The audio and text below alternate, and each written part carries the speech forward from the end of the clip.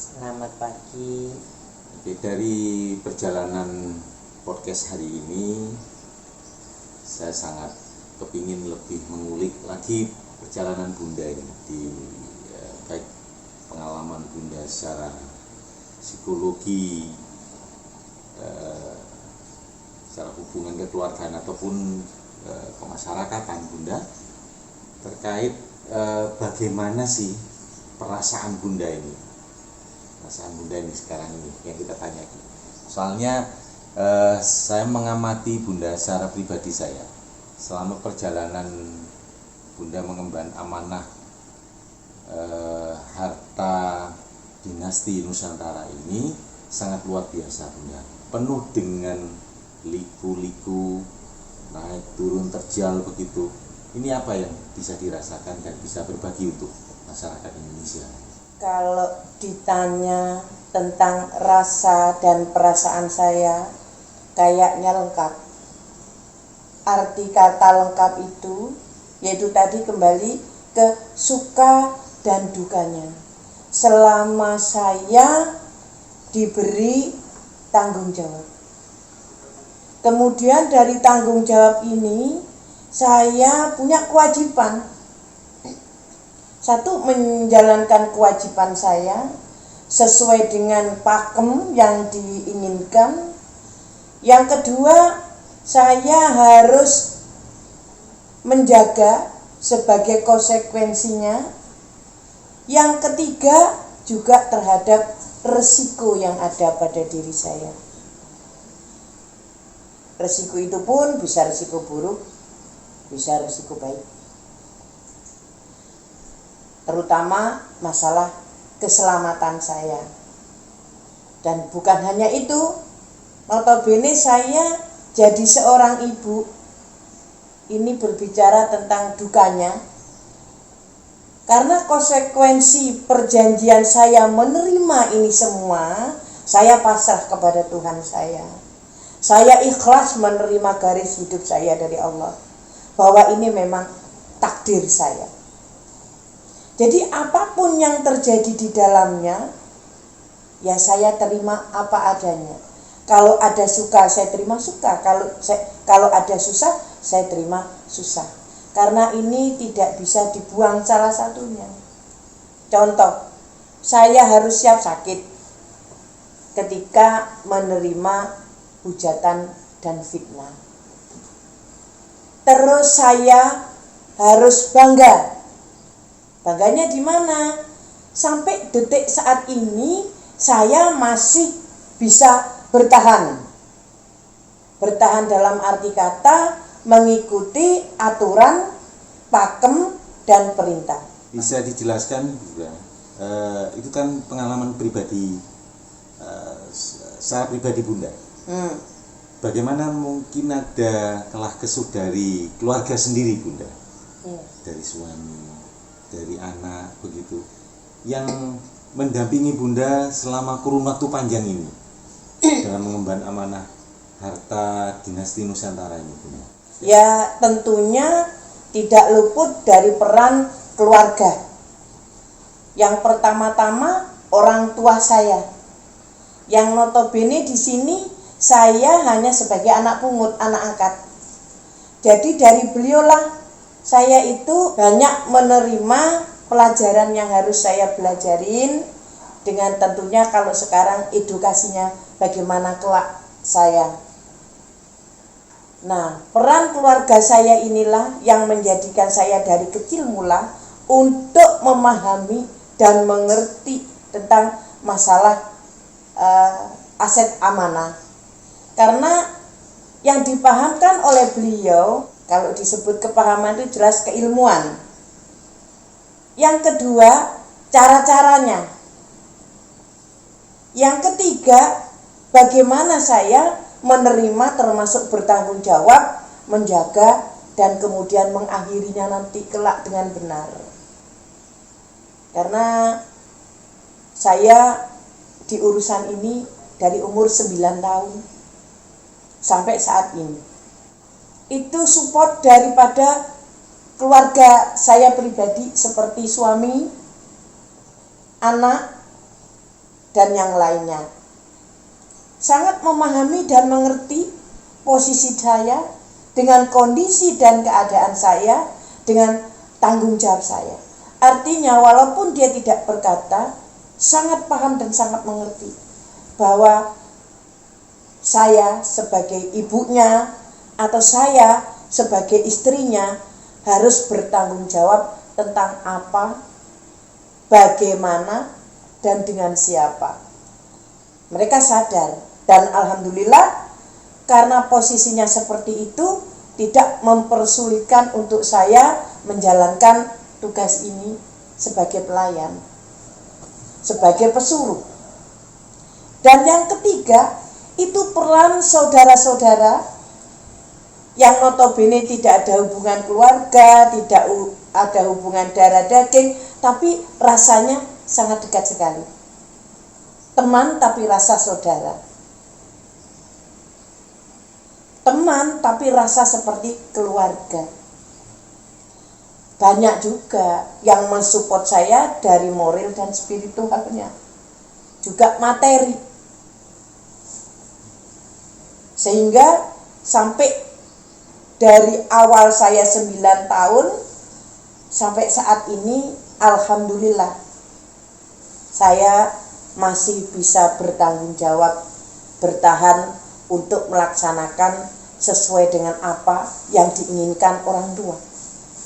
Karena di posisinya di sini ini saya hanya sebagai pembantu, katakanlah pesuruh atau pelayan, tidak lebih, tidak kurang seperti itu. Kalau masalah dukanya, ya samalah, beli garam pun saya susah. Ibarat saya tidur di atas uang tapi tidak punya uang. Seperti kita sudah pernah cerita, seperti tikus mati di lumbung padi. Bagaimana dengan saya? Tapi saya sudah menerima. Saya ikhlas dan tidak ada hak saya untuk berontak kemudian protes dengan semuanya yang terjadi kepada saya. Karena ini sudah resiko. Dan saya memang dari kecil difahamkan betul tentang ini. Karena apa? Karena ya mungkin hidayahnya dari Tuhan kemudian meridhoi saya sampai detik hari ini. Juga support daripada keluarga, terutama suami, anak, dan yang ketiga ya saudara-saudara yang saya bilang tadi, tidak ada hubungan darah daging tapi rasanya keluarga, sangat dekat sekali.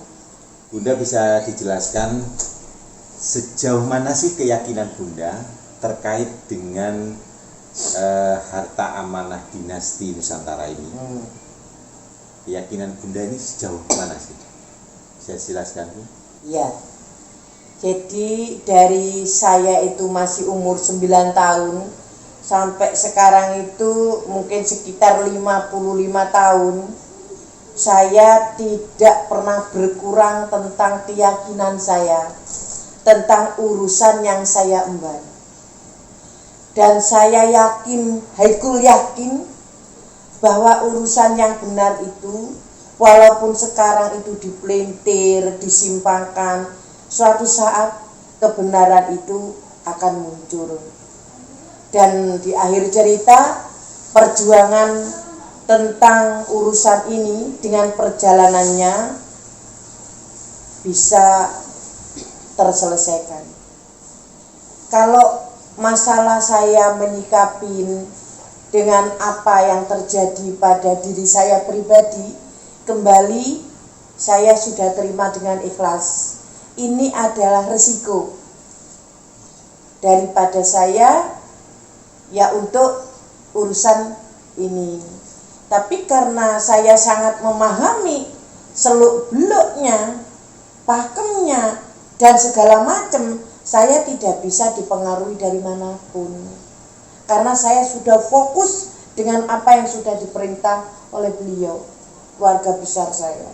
Jadi saya juga tidak berani menyimpang daripada rel yang ada. Saya takut nanti salah. Yang saya takutkan ketika saya salah, pertanggungjawaban saya bagaimana? Mengingat banyaknya sekitar Bunda yang mengkhianati dan triple point itu yang sempat disampaikan Bunda itu kemarin itu juga ada yang macam-macam begitu. Terus ada satu keinginan Bunda yang sempat dilontarkan itu mau berjuang mandiri Bunda, untuk membuktikan itu semua bahwa ini memang benar adanya. Pertanyaan yang kami ingin tekankan, siapkah Bunda untuk melakukan itu? Satu. Kedua, dalam hal siap itu siap yang bagaimana Bunda? Bisa dijelaskan? Di dalam hal ini, karena ini sudah tanggung jawab yang harus saya laksanakan. Siap tidak siap, saya harus siap. Bisa tidak bisa, saya harus berupaya bisa. Kalau diukur dengan kemampuan, mungkin saya tidak ada kemampuan, tapi saya harus cari cara bagaimana saya bisa.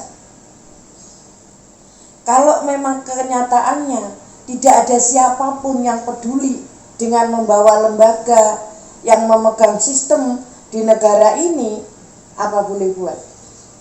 Artinya, urusanku ku selesaikan dengan caraku. Apakah nanti itu boleh? Boleh. Lah mau bagaimana lagi? Yang jelas saya kan kepingin tanggung jawab saya ini tuntas supaya saya tidak punya utang yang harus saya pertanggungjawabkan. Bagaimana caranya? Segala cara akan saya lakukan. Yang penting tidak menyalahi aturan, yang penting tidak saya membuat sesuatu jatuhnya nanti terjerumus dan merusak untuk urusan saya. Itu kita hindari. Yang jelas tetap saya lakukan sejauh saya itu mampu, sejauh saya itu bisa. Bagaimana caranya? Saya tidak akan pernah berhenti. Karena setiap hari komunikasi dengan beliau itu selalu kita diberi penekanan ekstrim banget. Dan tidak pernah bisa kita berkata, aduh nanti dulu, saya capek, saya lelah, tidak ada itu. Rumus itu tidak dipakai. Dalam bentuk apapun yang disampaikan Bunda itu untuk mewujudkan keinginan Bunda yang begitu luar biasa itu dengan semangat yang sangat luar biasa juga. Adakah satu bentukan, karena Bunda sempat menyampaikan di beberapa sesi yang lain itu bahwa itu harus tersistem, irasional menjadi rasional, dan semuanya ada dalam bingkai sistem yang tidak bisa dibentur dengan habra-gedabra. Bisa disampaikan bagaimana sistem yang mau dirucutkan begitu Bu? Jadi untuk hal itu jauh hari saya sudah mempersiapkan sistem yang dibuat sesuai dengan panduan dari orang tua, juga dari saudara-saudara saya, keluarga saya yang seperjuangan dengan saya. Kita sudah siapkan, bahkan sistem itu nantilah yang akan kita jalankan. Karena wadah sudah kita buat, sistemnya sudah, tinggal nanti kita menjalankannya supaya tujuan target saya untuk urusan menyelesaikan aset ini itu bisa terselesaikan. Minimal jangka waktunya agak panjang, tapi saya pasti. Karena apa? Harus dilakukan sendiri. Maka itu kita sudah siapkan lembaga dengan Mayang Foundation-nya, dengan sebuah sistem 17 program untuk stakeholder yang ada di dalam foundation itu sendiri. Termasuk salah satunya adalah integrasi mining system. Jadi itu nanti akan saya jalankan. Apakah itu nanti bisa Bunda? Bisa, karena saya sudah melakukan.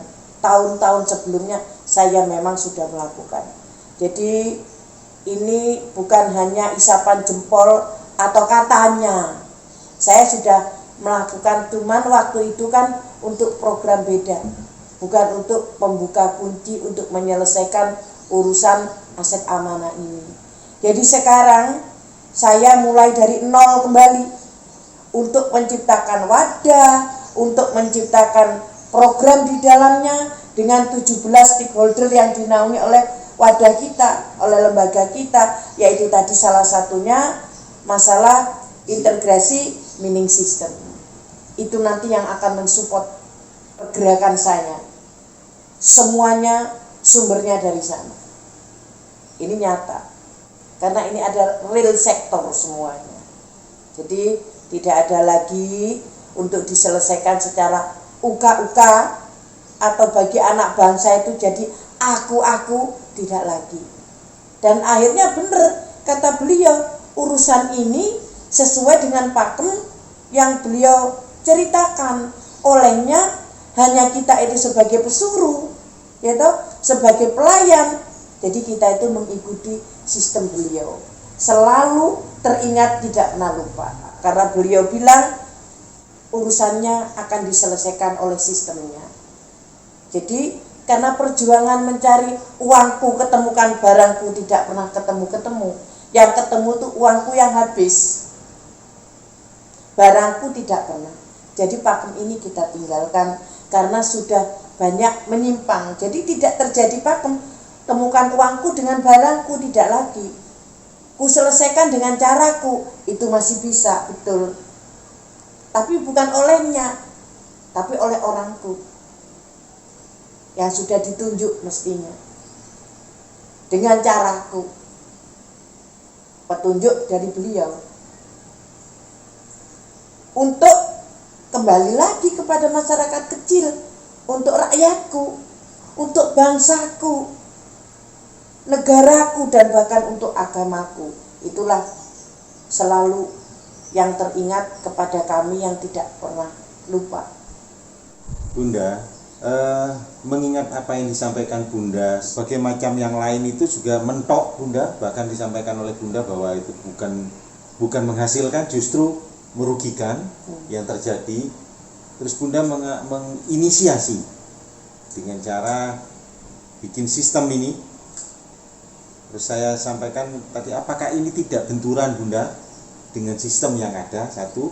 Terus kedua, apakah Bunda itu sudah dapat izin? Yang pertama, izin dari para leluhur itu Bunda, yang senantiasa menjadi rekomendasinya Bunda. Terus yang ketiga Bunda, apakah Bunda sudah dapat support juga dari para kesultanan, para dinasti itu yang kemarin-kemarinnya itu bersama Bunda itu, yang menitipkan harta dinastinya itu sendiri Bunda? Jadi Bunda mau menjawab.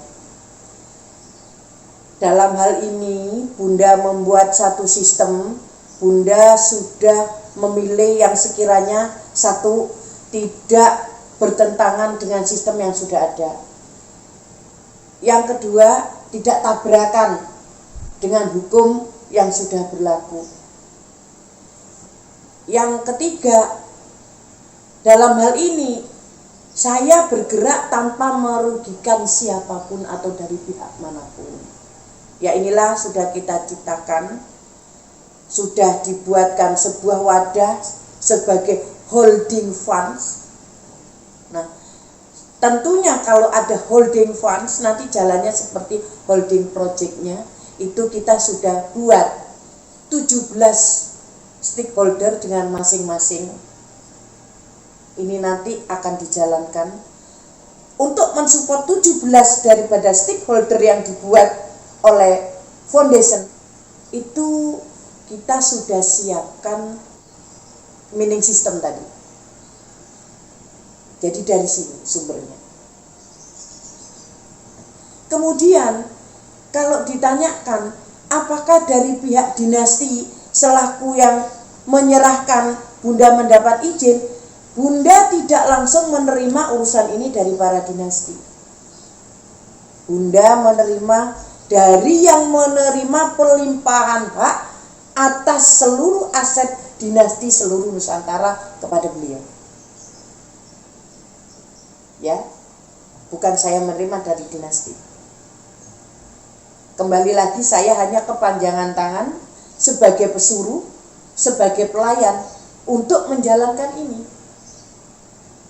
Yang ketiga ketiga tadi, apakah suka dan ada dukungan untuk pergerakan Bunda dari para dinasti-dinasti saat ini?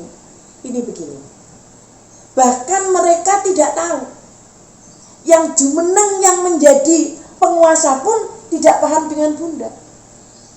Artinya dengan Bundanya tidak paham siapa Bunda, apalagi dengan urusannya. Pusing semuanya.